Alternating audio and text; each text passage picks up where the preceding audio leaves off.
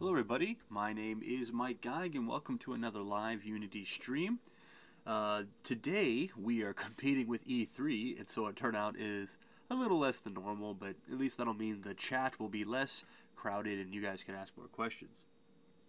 So today's topic is throwable teleporters, and I had a lot of people online say, what the heck is a throwable teleporter? And basically a throwable teleporter is kind of what it sounds like. It's an object that you could throw, and then you teleport to it, or your player teleports to it. And the whole idea behind it is it's based in maybe like old Unreal Tournament. I loved that game a long time ago, and it had this throwable teleporter. I thought that was like the coolest thing ever. So I decided to make a video today on exactly how to do that. Now, before we start, as always, I'm going to go ahead and plug Twitter. So if questions, comments, concerns, whatever, you can follow us at Unity3D, at Mike Geig, which is me, at Will Goldstone, and at the Ant Ranch. Yeah, I was hoping it wouldn't come through on the video. I'm fighting a little bit of a cold, so my nose is a little stuffy, so hopefully that's not too much of a problem as we go on, but yeah, is what it is, right? Show must go on. Okay, so as far as throwable teleporters, I went ahead and made myself a little graphic here to kind of illustrate what it was that I was talking about. And it's this device that you can throw, and then, you know, when it settles or when it hits the ground or something, it teleports you there. The big problem, because this seems really simple, right? You throw an object, and then you just move the player to where the object is. And that seems like a pretty straightforward thing to do. The problem is that if a teleporter happens to be smaller than the player, then the player will end up being stuck in whatever object they teleport to, right? If the teleporter is sitting on the floor and the player teleports to the teleporter, the player will be halfway in the floor, and that's a problem. And so what we need to do is we need to come up with a system for managing how we actually position the player once the teleporter's location has been decided. And so what I've done is I've actually come up with 3 solutions. So we're going to look at all 3 today, and each of them have their own pros and cons, and if you're using this in a game, it'll be pretty much entirely up to you to determine which teleportation method you prefer. Alright, so let's say goodbye to my image here. And so the first thing is I have a scene here. This is just a little obstacle course I built. It's using the Mechanim demonstration flooring, which you can get from the asset store. You can type in Mechanim in the asset store. I think it's like Mechanim 2013 or something like that. Demonstration. That's this flooring here. I also downloaded the sample assets. That's where we're going to get our first-person character controller. And I found this asset pack called Bakery on the asset store, and that's what we're going to use to make our teleporter. I actually found a waffle model, and I thought we're going to throw a waffle and teleport to the waffle, and so that seems pretty reasonable. We will throw waffles and we will teleport. So the first thing I want to do here is I want to go ahead and make my teleporter. All right, and my teleporter is going to be a waffle. Now, in this case, the waffle itself is got kind of a weird angle. It's just how it was modeled. It's all kind of sideways and kind of peculiar, so we can't really use it like that. If you have your own model that's flat, you can kind of skip this step, or you know, whatever you end up doing. But I have this weird angled waffle, so I really need to straighten that out. And since I don't have access to like Blender to straighten it out there, I'm just going to do it in Unity. I'm going to create an empty game object, and I'm going to name it waffle. And I'm going to nest this child waffle model under it, and then position it at 0, 0, 0 with a rotation of 0, 0.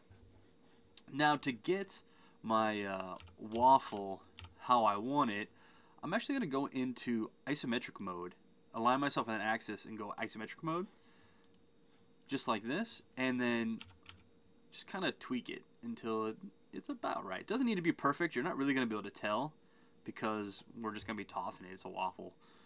So, and I'll just make sure, yeah, that looks alright. And I'll just come back out of isometric mode, and there we go. So we have our flat waffle, and that's how, that's good enough for now.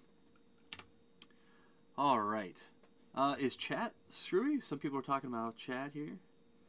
For those of you wondering, we have 194 people in the room. So a lot of people are talking about how many people are in the room. Chat is working. I can see what you're all typing. So, yeah, I don't know. If we get time, can we throw in an explosion? Possibly. Possibly, if we have time. But we have a lot to cover. Okay, so since this is going to be a throwable object, we want to add a rigid body to it for sure, and we're going to want to put a collider on it as well. And so with my parent waffle selected here, I'm going to go to Add Component, Physics, Rigid Body, and I can leave all the basic stuff, that's all fine. I'm also going to Add Component, Physics, Box Collider. I'm doing a box collider because it's simple, right? It's a box, right? It's all I really need. We're not going for super accurate collision here. Now it is a lot bigger than what I need, so I'm actually going to go with something like say 0.4, 0.4, 0.4, and it's still kind of bigger than I need. You'll also notice that the waffle isn't in the center of it. That's because this is a weird waffle model. If you're using just like a sphere or a cube or anything, you won't have this strange offset. But and actually, you know what? I can even go maybe say 0.3. It doesn't matter. Just basically, it's this volume that we're going to be tossing around. We could probably go smaller with it, but that should be sufficient for now. So we have a box collider and we have a rigid body on this, so we can go ahead and just save this. So I'm going to create a folder called prefabs. Open that folder and I'm going to drag my waffle into it. There we go. I also have this finished folder. That's my cheating folder. I'm actually going to delete that. Goodbye, cheating folder. Alright, so we have a prefab waffle and I can go ahead and delete it now. The next thing we want to do is we want to go ahead and we want to put a first-person character controller into our game. Because that's going to be our player, that's going to be who's throwing the waffle. And so I'm going to go into Sample Assets, Characters, First-Person Character, Prefab, and I'm just going to grab the first-person character, and then I'll put it on top of this little cube here that I have set aside. Alright. Now we have our character. All we need is we need a script that's going to allow our character to throw a waffle. Alright. So I'm going to go ahead and create a new folder. And we'll call this one Scripts. And I will create a script called Toss Script. Oops. Toss Script. Yeah. There we go. And I'll go ahead and put that on my first person character controller. So Toss Script is basically what's going to control how we throw. You can see I have a little BlackBerry warning there. The Toss Script is going to control how I throw this teleporter. Let me zoom in here. Alright. So I don't really need any of this stuff to start. Basically I need a couple things. First thing I need is a public transform. And this is going to be my toss point. This is going to be from where I'm throwing the teleporter. And I need my game object. In this case it's waffle. And that is going to be what it is that we're throwing. And we need one more thing I forgot here. We need public game object obj. This is the prefab. Alright, so basically what we're going to do is we're going to instantiate an object of this prefab of our waffle, and we're going to store it here. We're going to store it so that we don't have to instantiate it and destroy it over and over and over. We basically just want to create it once, hold on to it, and just keep rethrowing it. It's much more efficient that way. Then we're going to create our start method. And in the start method, we are just going to go ahead and instantiate our teleporter, okay? Which we need to cast as a game object. It's just how the instantiate method works. So we instantiate, and we're going to cast what we instantiate as a game object. And what are we instantiating? We're instantiating object. All right, that's all we need. And then we're just going to say waffle.setActive false. Because we haven't thrown it yet, right? There's no sense in having this waffle as an active game object. So we create it and we just turn it off real quick. Because we don't need it to do anything yet. All right. Next, we need to set up our code to throw it. And so what we're going to do is we are going to go ahead and look for mouse input. We're going to call it fire1. And we're just going to see if the player has clicked the mouse, and if so, we're going to toss the waffle. Let's see. I'm just checking through chat real quick.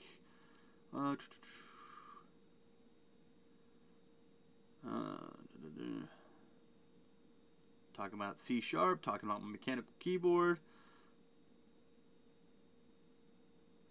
The first person controller does have a movement script attached. That's just part of the built-in sample assets.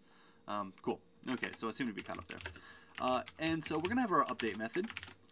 And in our update method, we're just going to say if input, dot get button down. All right, and what button are we going to look for? We're going to look for fire 1. That's a default one, and that just means left mouse button.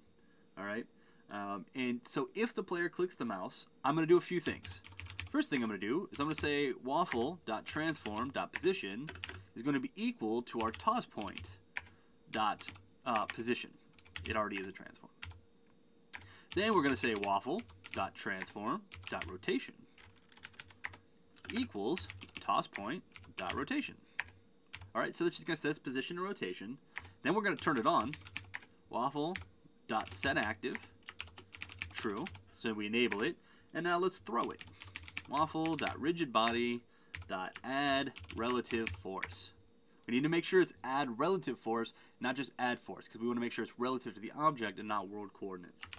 And what force? We're not going to move it along the x-axis. Let's say 5 along the y-axis and 7 along the z-axis. So it's going to kind of come up, but it's going to go mostly out. And our force mode is going to be force mode impulse. Right? So it's kind of like a chuck, right? It's not a slow-moving force. It's just we're going to hurl this. All right? We will come back here eventually because there's one more line of code we're going to need to add. But for the time being, this will enable us to throw a waffle. And isn't that what we really want? So we're going to come back here to our scene. Save your scene. I made the mistake the other day while doing a live session. I didn't save until an hour in when Unity crashed and I lost the whole thing. So save your scene. I'm going to come back to first person character and we're going to scroll down and we're going to see toss script. I'm going to grab my waffle prefab, drop it there, and I'm going to grab my first person camera and drop it there. Now, if you're using, like, say, a gun to shoot something, you'd use the tip of the gun. If you have a different controller set up, this is just sort of a guideline. I'm using the first person character controller. But you'd want to put wherever the waffle is supposed to come from goes here. Okay? And if you're not using the first person controller, then you'll have to kind of decide that for yourself. All right, and then I'm going to go ahead and click play, and oop, wait a minute, lost my mouse there. Yep, I forgot one more important thing. The first person character is in our scene, so we don't need this camera. Goodbye, camera. Boop. Also, someone is talking as me in chat, so someone else from Unity must be here and logged in as my account, so that's not me talking. Who is that? So I'm just catching up on chat. Some people are asking about casting as game objects. Casting game object is much different than as game object in the sense of instancing. Nope, does the same thing. That just happens to be how I do it. Let's see here. Is this like object pooling? Is kind of right. We have a pool of one. So yeah, we're just not using instantiate or destroy. Okay. So anyway, so I've disabled this camera now because we don't need two cameras in the scene. And now we've got our character, able to look around, able to run around. That's just part of the first person character controller. The first time I click my mouse, it never works because it's clicking outside here. So I will chuck a waffle. And we're missing one important item here, and you'll see what that is. The waffle is kind of flopping around.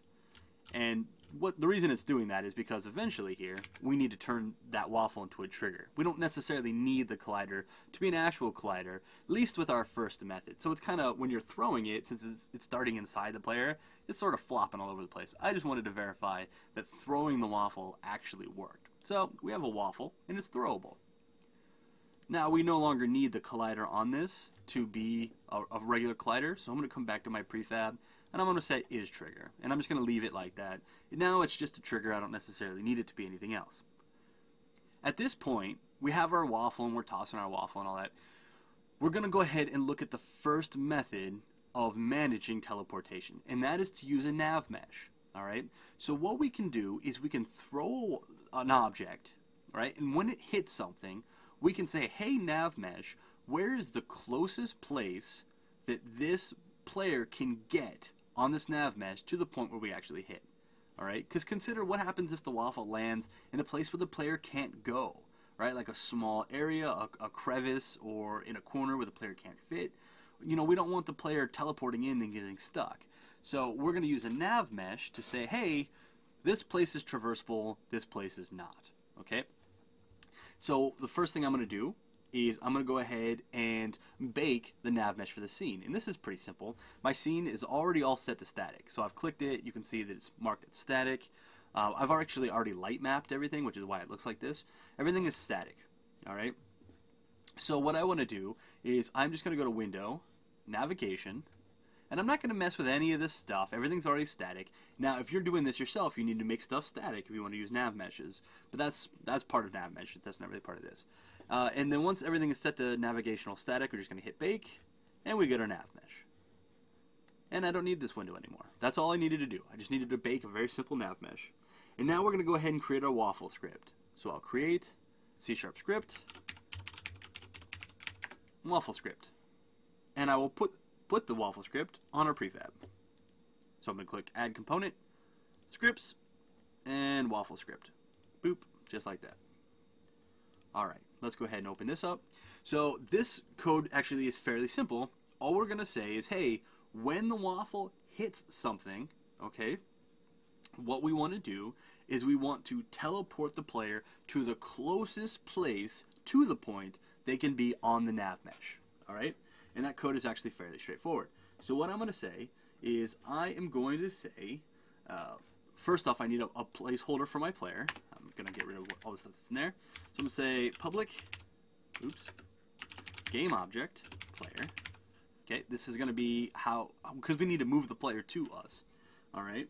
And then we're going to say void on trigger enter. Remember, we set the collider to a trigger now. If you haven't set it to a trigger, like I did, then this isn't going to work. And we're going to read in a collider other. And the first thing we want to say is, since we're spawning this the teleporter of this waffle inside the player, first thing we're going to say is if other.tag equals player return. And MonoDevelop hates when I do that. I try to have it on one line, and MonoDevelop is like, no. So, sorry, MonoDevelop, I'm getting in my way. So basically, if the waffle collides with a player, just ignore it, because we don't want to be able to collide with the player, because that would be silly, because that won't do anything. So once in this case, the waffle has hit an object, all right, that is not the player, the very first thing we want to do is we want to say rigidbody.velocity equals vector3.0. We just need to zero out its velocity so it doesn't go flying all over the place, and once it teleports the player doesn't move to a place they shouldn't be able to go. So we're just zeroing out its velocity. This will also give us the ability to constantly throw the teleporter, and it won't inherently receive the velocity from previously. So for instance, if I threw the teleporter downwards, let's say off the side of a cliff, and then turned around and threw it again, if I didn't zero out the velocity, it would double or even add extra velocity, and that sucker would just go flying, right? And so we definitely don't. We want to be able to zero out our velocity when the thing lands. That's very important. Next, we're going to say nav mesh hit. We're going to create a variable of type nav mesh hit, which is just hit, which is just going to contain information about the closest point to the nav mesh. And we're going to say if nav mesh dot sample position, this is going to return true or false. It'll return true if we found a position. It'll return false if we didn't. So this is saying, hey, if I throw the teleporter and there's just no place the player can go, I'm just going to ignore it, right?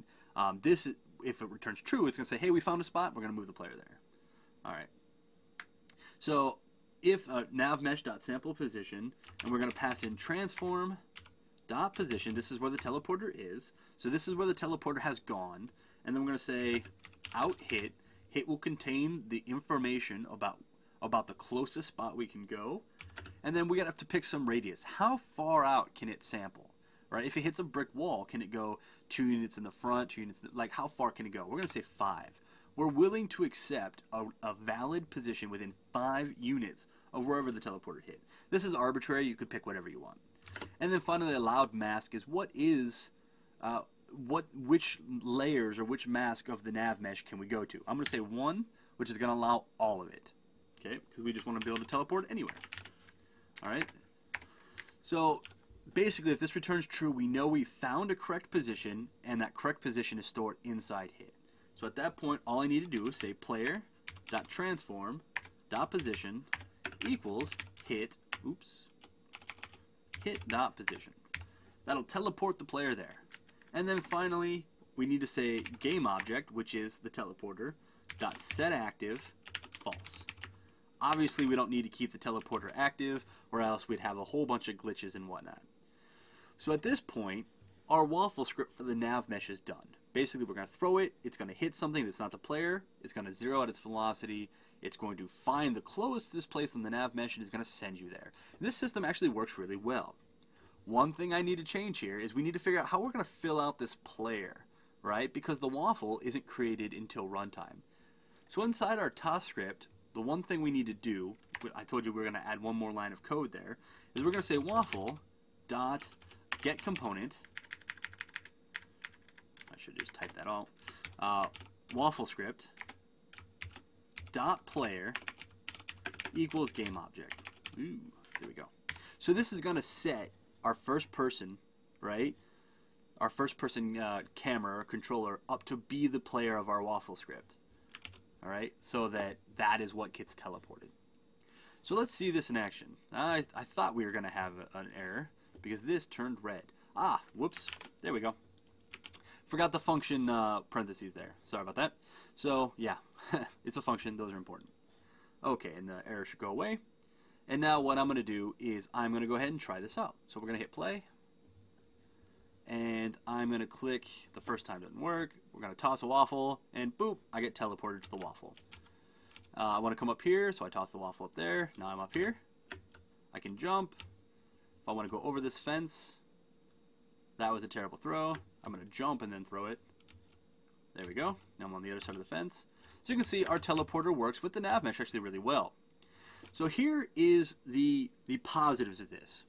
The player can only end up where they need to end up, so that's good, right? The player is guaranteed to be on the nav mesh. They're guaranteed to be on walkable land, okay? Places that they should be able to traverse, right? And there's a fair bit of accuracy. For instance, that always takes me forever to get this toss right. Oh, first try. All right, so I was able to teleport inside here. Let me see if I can get back out. Look at that, I'm getting really good at this. So we can traverse through narrow openings by throwing the teleporter through the narrow openings, and it'll put us to the other side. Here is the major drawback. The script, right, the sample position, is going to find the closest place, all right, on the nav mesh that the player can go. That doesn't always give us the most reasonable or accurate response. So for instance, here we have a wall with a little barrier. There's a crevice between the wall and the barrier, but the player can't fit in there. Okay? So obviously there's no nav mesh in there because the player can't fit in there. But when I throw the teleporter against the wall, I go to the other side. The reason I go to the other side is that when it hits the wall, the other side of the wall is closer than this portion of nav mesh here because this little barrier is here. So this isn't super accurate because it allows me to go through walls, all right? Which isn't necessarily what I want for this device. If that's what you want, then fantastic. But just know that the player can just throw at any wall sometimes and just, appear on the other side. The other problem is that this doesn't take height into account. So for instance, let me come on the other side of this wall here. If I throw this way up on the wall, when I teleport, well, that didn't work. When I teleport, I'm going to teleport automatically on the ground. I won't teleport in the air and then fall, right? So because it's looking for a piece of the nav mesh for me to be on. So the problem is twofold. Is that I can teleport through walls with it, and you will always be on the ground. You can't teleport to a higher level. Luckily, we can't teleport through the ground. That's one of the strengths of this, all right? You are unable to teleport through the ground because you will always be on top of the nav mesh. So that's this nav mesh method, okay? It's very good, it's very accurate, but it has those two major draws, right? Well, and one more major draw, nav meshes don't work in 2D. So if you're making a 2D game, you can't use this method. So three major draws. You're always on the ground, so no height, right? You can go through walls, and it doesn't work in 2D. So, but if those draws aren't a big deal for you, this is a great way to go about this. One moment, I'm going to read through chat. Luckily, we have someone from Unity here managing chat, so I don't have to read it so much.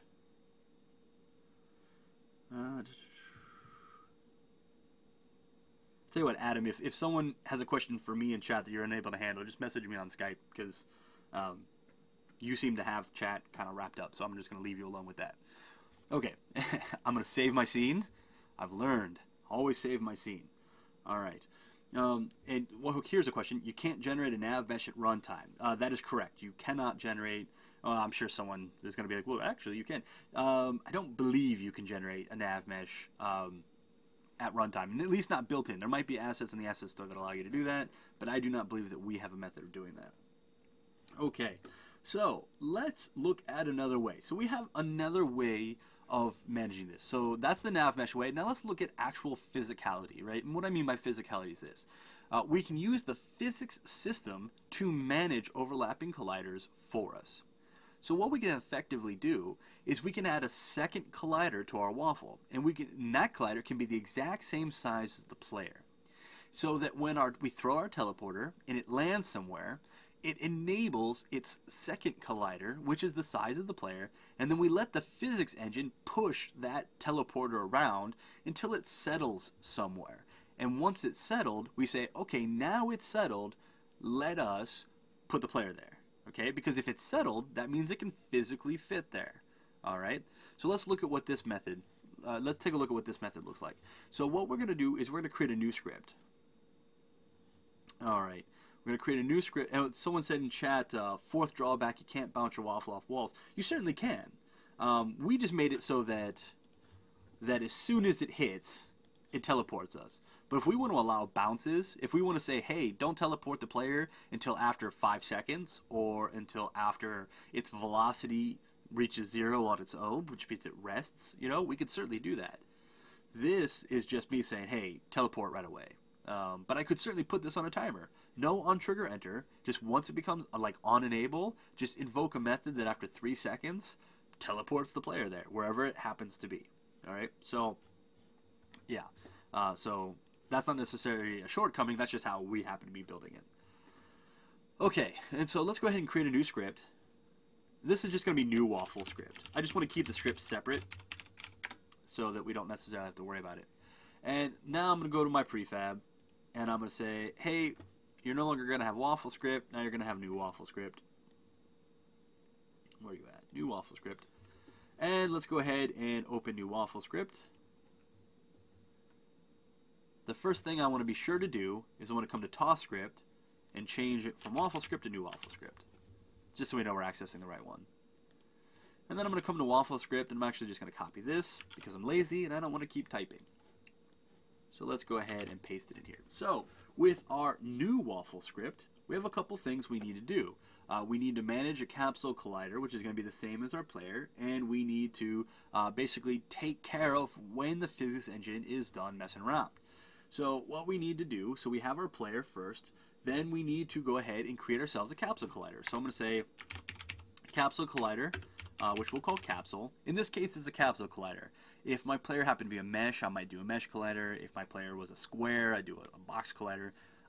The first-person character controller just happens to be a capsule collider, so that's the one I'm doing. Capsule collider, and then I need to know if it's been thrown. So bool tossed equals false. That's an important one so that we know we've actually thrown it, because when we first enable it, it's already at rest, and we don't want to be like, hey, it's at rest, so it hasn't been tossed yet, so there's a real problem there. All right, and so now that we have that, our on trigger enter is going to change a little bit. So instead of all this stuff right here, we don't need any of that. We're just going to say, you know, we don't want to hit the player. We do want to zero out our velocity. All right, and then we want to say tossed equals true. All right, tossed equals true and capsule dot enabled equals true, because that's going to turn on our capsule collider. Okay, so we're going to say yes, it's been thrown. We're turning on our capsule collider. That's the end of our on trigger enter. Now the real magic is going to happen in a different function, and that's going to be on or void on collision stay. Our capsule collider is not a trigger. It's going to be a physical collider, which means the physics engine is going to push it around, right? So we're going to say on collision stay, and we'll just do collision call. This is when two colliders are touching each other, right? So on collision stay, we're going to say if tossed. So if we have tossed the object, okay, and it's not just some other issue going on here, we're going to say tossed equals false, okay, we're turning that portion back on. we're going to say player.transform.position equals transform.position. So we're going to move the player to our teleporter. All right. We're going to turn our capsule back off. And then we're going to turn our game object off. All right. So basically we're saying, hey, physics engine, move it around once we've settled, so our on collision state, which will generally happen after 1 or 2 frames of physics, right? We're going to say, hey, okay, is it tossed? If it's tossed, it's no longer tossed. We're to move the player here and then reset everything. All right. So that's all we need to do with our new waffle script. We do need to modify our prefab to make use of this. So let's come back to our prefab. And what our prefab needs is it needs a capsule collider. So I'm going to click Add Component, Physics Capsule Collider. It's not a trigger, but it is disabled. It's very important that you uncheck. We don't want it enabled to start. It only becomes enabled once it's hit the ground or hit something. All right. And then we're going to leave its center the way it is, its radius the way it is, and the height is going to be 2 because that's what the height of the player is. See, if you click on the player, capsule collider 0, 0, 0.5, and 2. So that's what we want for our waffle. Okay, because we want it to have the exact same size and dimensions of the player so that we know when the player can go there without getting stuck. All right, so let's take a look at this. Let's go ahead and run it. And again, I'll click, it's not going to work, and then I'll throw the waffle. And we might see an issue. We just saw an issue, okay? And I'll show you how to fix that. So we're going to throw it again, and actually, you know what? Let's do this. Let's go to our waffle script here, and let's go ahead and set its height to 0.4. That should fix that. I'm getting this null reference error, but I think that was just because I didn't have my collider. So we're actually seeing the first problem, and I was going to hoping to have a successful illustration before I showed you the non-working illustration, unless I missed something. Wait a minute, let me go to my console here. Collider, other, new waffle script, line 17. Oh, I did. I missed a very important part. I'm sorry about that. So void start, I forgot to say capsule. I forgot to set up what capsule was. Equals get component capsule collider. I blame the people in chat for not telling me. That's my fault. No, it's their fault. Yeah. So we forgot to set, or I forgot to set up what the capsule collider was, so that when we enabled it, it knew what I was talking about. So that was my issue there. But let me, and actually, I've kind of alluded to another error that we're going to have, and I'm going to show you what that is and how to fix it. So let's go ahead and try this again. It should work this time without any hitches. It doesn't. That's fine, because I want to talk to you about why it didn't just work. So I've just thrown a waffle. Ooh, I threw that waffle way high. So we have an issue here. There we go. Yeah. The issue with this method is this, is that I'm tossing the waffle and I'm using real physics. And the problem is, with the wall, it works fine. And with the floor, it works fine. If I toss it over here, it works fine. The problem is the floor. Okay? Sometimes it works on the floor and sometimes it doesn't. That's an expected behavior because the floor has a mesh collider on it. Not only does it have a mesh collider on it, it has a one-dimensional mesh collider on it. Not really one, I'm sorry, not one-dimensional, two-dimensional flat mesh collider on it. Which means that this teleporter can go right through it, all right, without better collision detection. And we can increase the accuracy of our collision detection by going to waffle and setting our collision detection to be continuous. We can also increase our physics step, but the problem consists of mesh colliders are fairly difficult to collide with, right? Sometimes they work, and sometimes, like that right there, they didn't work, or they took a little while to work, or you fall through the floor, all right? So what I mean to say is this. If you don't have any mesh colliders in your scene, like if I take all of our floors and I take their mesh collider and I make them convex, or I just replace the whole thing with a box collider, okay, that problem goes away. Okay, now I should be able to collide just fine with everything. I won't have any issues, all right? And unlike our nav mesh with its had issues, all right, I won't teleport through a wall. I can't teleport through a wall. It's just not going to happen, all right? So I don't have that issue, all right? I can still come through here if I throw it right. Yay! All right, I'm getting really good at that. All right, so except that time. And, as you just saw there, we can actually use the teleporter to give us some verticality, right? So if I hit a wall up high, I'll teleport to that position, then fall naturally. Well, if I can manage it. There we go. And then fall naturally, right? So I can use the teleporter to gain height. So the places where this is better than the nav mesh is that I won't accidentally teleport through walls, okay, which is nice. I don't want to be accidentally teleporting through walls. And I can gain height, and this works in 2D. Now, of course, I use some 3D physics stuff, like the capsule collider and stuff, but if you just replace them with their 2D counterparts, this all works, and this works in 2D. So the strengths of this are kind of the weaknesses of nav mesh. The weakness of this is pretty big. If you use non-convex mesh colliders, a lot of times it doesn't work. Alright, so in this case, our floor is a mesh collider. It didn't work until I made it convex, or I could have just replaced it with a cube. Alright, that's kind of a pretty big drawback, but if your game doesn't have mesh colliders, right, then you don't have to worry about it, and this is a much more accurate way of going about it, because it will physically kind of cram and place the player where they need. Alright, so again, you know, just kind of some of the fixes and stuff like that. So this one's strengths, right, are that, again, we can gain verticality, you know, we don't necessarily need to have a nav mesh base, so we can use it in 2D and stuff like that. Let's look at a third way. And this third way, I'll undo this convex here, the third way to do it is the most accurate out of all of them. Okay, but again, just like anything else, it has a drawback. And we'll take a look to see what that drawback is. Let me see real quick here. I haven't read through chat because Adam has been managing chat, but let me just take a quick look to make sure everything's in there. Let's see here.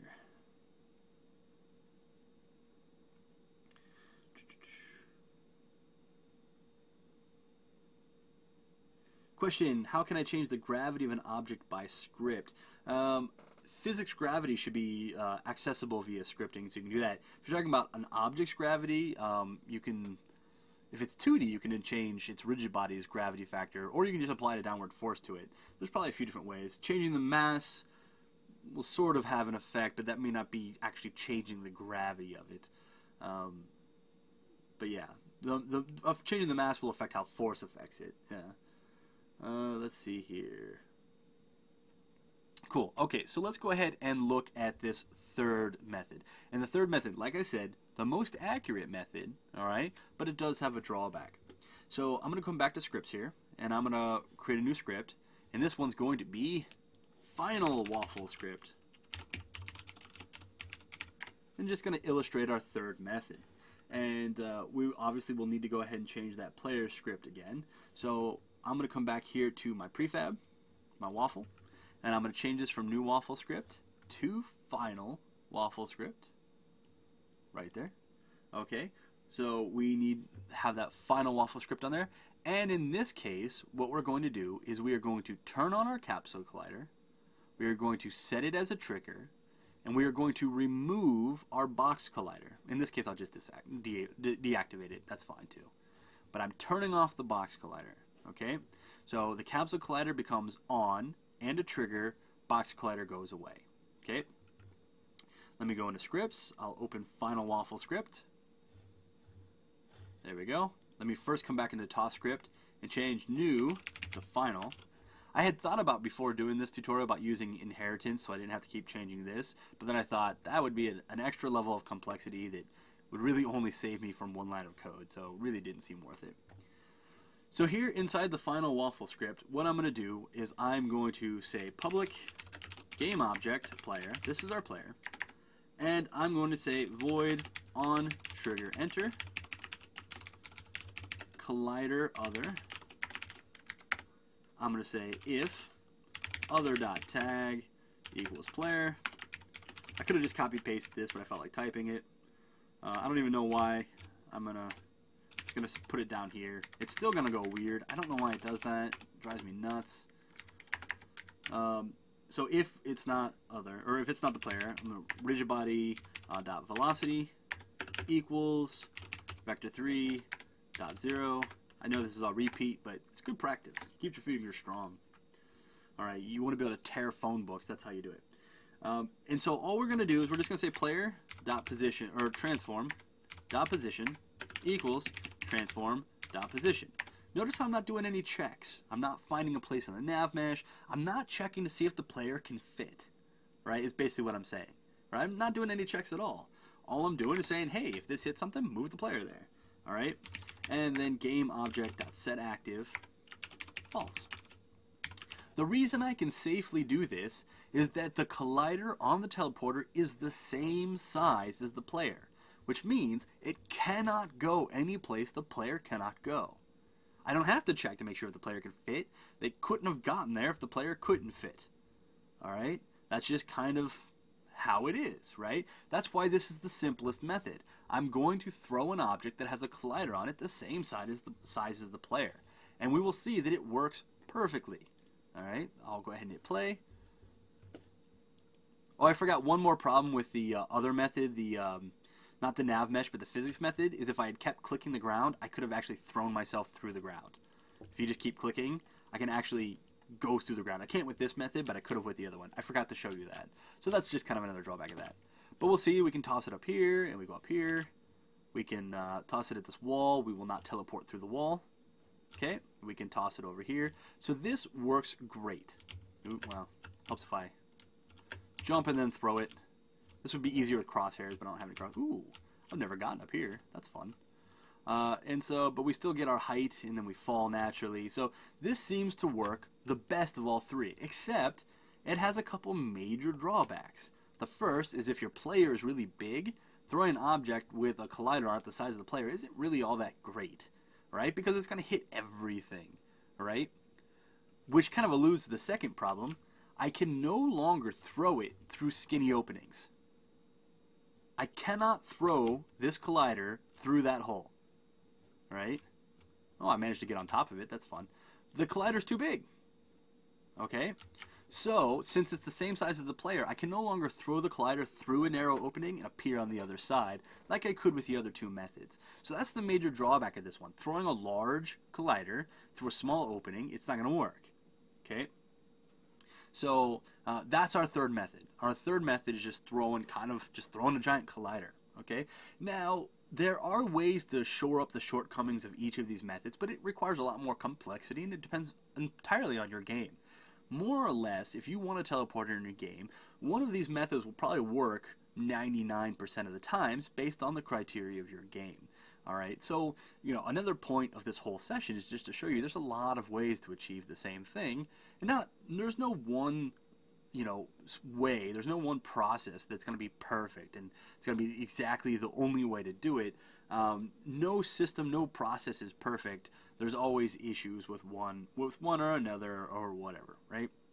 So, and as someone pointed out, if you wanted to make the teleporter bounce or slide before you actually teleported there, it's really simple. I've just been basically saying on trigger enter. But if I wanted to have the ability to throw the teleporter and then, excuse me, sorry about that.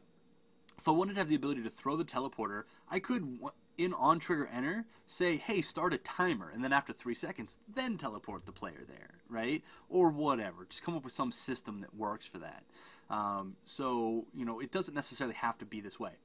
Furthermore, someone was asking, how do we, say, blow up an enemy, like my original picture, this picture right here, how would we achieve something like this?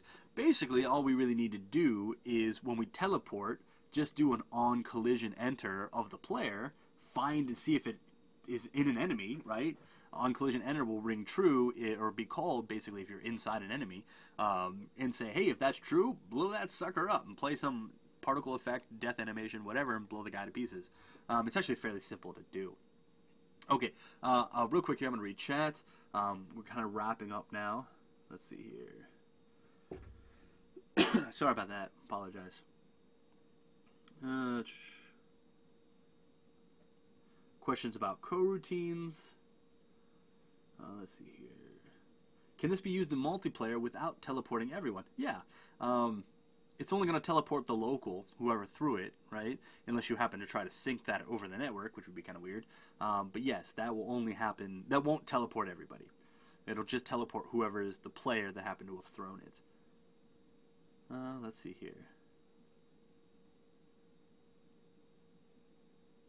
So what about teleporting without throwing? Invisible followed object works with the same script. I'm not entirely certain what you mean by that.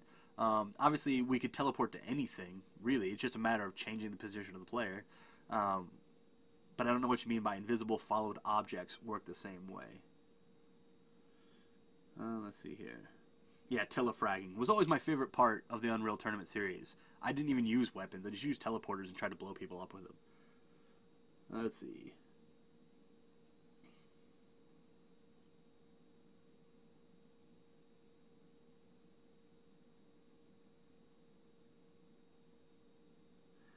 So IGWB says, how about adding 2 colliders, one the size of the player and one the size of the waffle, then always store the last position of the player collider hit and teleport to it as soon as the waffle collider hit. That's kind of like our second method. So that's pretty much kind of what you're talking about there. With the 2 colliders, the one collider kind of triggers the other collider to settle a position. All right, let's see what we're doing on time. We're actually 9 minutes early. So actually, I was going fast because I was trying to cover all 3 in the allotted time, and it turns out I went too fast and ended early. So I appreciate you all taking time away from E3 and your busy lives to come hang out and watch this video. Hopefully it's been useful. Maybe even if you didn't learn anything, at least you got inspired to try to build some telefragging or something like that, or maybe it made you hungry for waffles. You know, that's fine too. We all like waffles. Alright, wait. Instead of the on-trigger enter, if the waffle has a rigid body, could you then teleport once the waffle's velocity has zeroed out, like when it comes to rest? Absolutely. You could certainly do that. Oboe Shape asked that, and basically, yeah, that's basically, if I didn't want to use the on-trigger enter, I could just use an actual collider and let it come to rest and then teleport there. The problem with that is that once it came to rest, I would still need to do a method like the nav mesh or the collider or something so that I didn't get teleported into an area I could not go, right? So throwing an object then moving to that object's position is simple. The difficulty comes in making sure the player doesn't get stuck in a wall, right? And that's what these 3 methods are meant to solve. Let's see. Explosion time. Yeah. I wish I had an explosion. I don't even have an explosion prefab or texture, or else I'd do something, but I don't have anything. We could always put a particle effect in front of the camera, makes it look all tingly so the player's teleporting. Let's see here. I concur with Zenatulin. Can you have it only teleport when the user presses a second button? Let's see here. Yes. Let's try to do it with this right here. So the question is, can we make it so a second button will then actually make you teleport, right? And actually, let's do that with the first one here. So the nav mesh one, I think that'll be the simplest one to do this with. So let's say that we are going to, let's create a bool, at rest equals false, and a bool called tossed equals false. Okay, and so basically what we're going to do is on trigger enter. I don't know, well, actually, you know what? We don't, I don't know that we need at rest. I think we can do this without. So what I'm going to do is I'm going to say, excuse me again, sorry about that. I'm going to say void update. We're going to have an update here, and I'm going to say if input.get button down. Let's make this fire 2, which is our right mouse button. Fire 2. So if the player has hit the second mouse button, okay, and tossed. So if it's been tossed, we don't want to be able to teleport if it hasn't been tossed, right?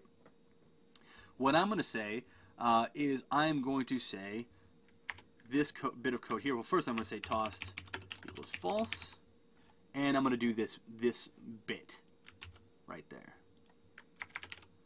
So on trigger enter, all that's going to do for me is it's going to zero out the velocity. And we wouldn't even necessarily need to do that if we wanted to like slide along the ground. But this is a trigger, so we don't necessarily want that. Ooh, that's right. This is a trigger. So let's make this instead of a trigger. Now I'm just messing. I'm just gonna play with everything, aren't I? I would want to do something along the lines of, well, first off, we're going to say that tossed equals true. That's important. To say that we have thrown it. And actually, let's do this. Let's just say void on enable.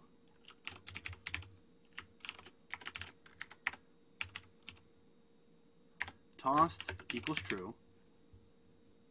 I think we can just do this. So basically, as soon as the waffle becomes enabled, we're going to say, hey, it's been tossed. Okay? Sorry about that again. Excuse me. So once it's enabled, we're going to say it has been tossed. And then in our update, we're going to say, hey, if we hit the left mouse button and it's been tossed, then we're going to say tossed equals false. And we're going to find where on the nav mesh. This way it will enable us to even throw it in the air and then teleport in the air. And then we'll set the game object to false. Next time we set the game object to true or activated, tossed will become true again, meaning that we knew that we've thrown it. This should work, and then all we really need to do is we need to set this back to be waffle script, come back to our scene. Sorry if you guys are talking in chat. I'm completely ignoring you because I'm kind of like in a mind think right now. Come back to prefabs here. What we'll do is we'll turn the box collider back on, caps the collider off. We'll change the script to waffle script. And we will turn it to be not a trigger. But here's the important thing, is it's still going to collide with the player. So what I need to do is I need to modify my toss script.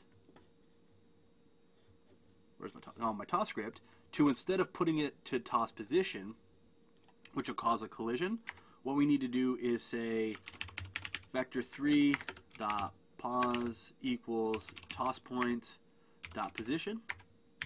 Then we need to say pause dot z plus equals 1, and then we will set it to pause.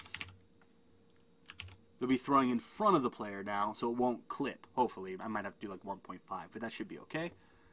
If we come back here, I have no idea if this is going to work. We're going to go ahead and hit play. So far, no errors. That's a good sign. I'm going to throw it. Well, it did come to a standstill. You can see it's kind of floating too. Oh, that's right. Right mouse trigger.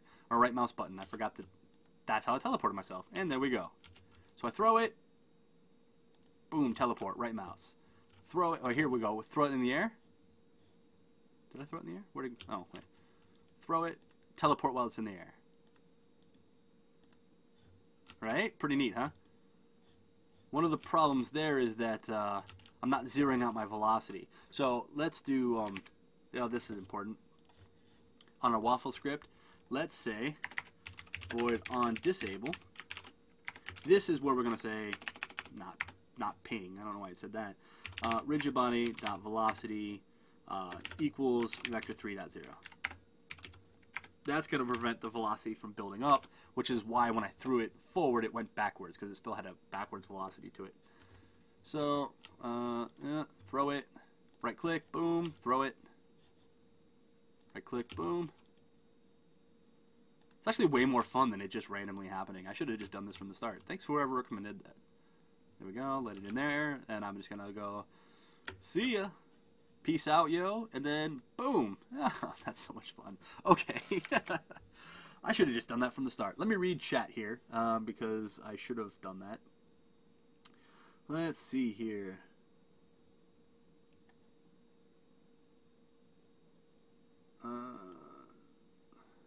Could you use this as a respawn place when you die if you change when the teleport after you die? Absolutely. Let's see here. Some people are still talking about coroutines. What's the folder's structure or best practice to structure a project? The correct answer is really whichever works for you, right, and your team. But I like to just have like items in their own folders, prefabs and prefabs, scripts and scripts, scenes, so on and so forth. Some people like it different, but that's how I do it. I don't know that there's necessarily best practice.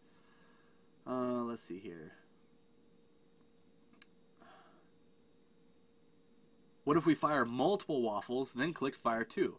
If you were to say to throw 3 waffles and then click mouse fire 2, it'll do all 3 of those, and you'll end up in whatever position was the last waffle. And it'll happen instantly, so you won't even see it. So it'll be kind of a waste, right? You'll throw 3, it'll just boop, boop, and you'll be at the last one, and you won't even know it. Let's see here. Can you... Oh, sorry. That's Adam talking. Well, right now we're only throwing the same waffle, so you couldn't throw multiples. But if you were to somehow make it so you could throw 3, it would have no effect. Let's see here. Oh, and I gotta catch up to chat. And that's just Adam typing a lot. Okay, cool. Alright, that was actually pretty fun. I really wish I had started with the right click to teleport. That's actually pretty cool.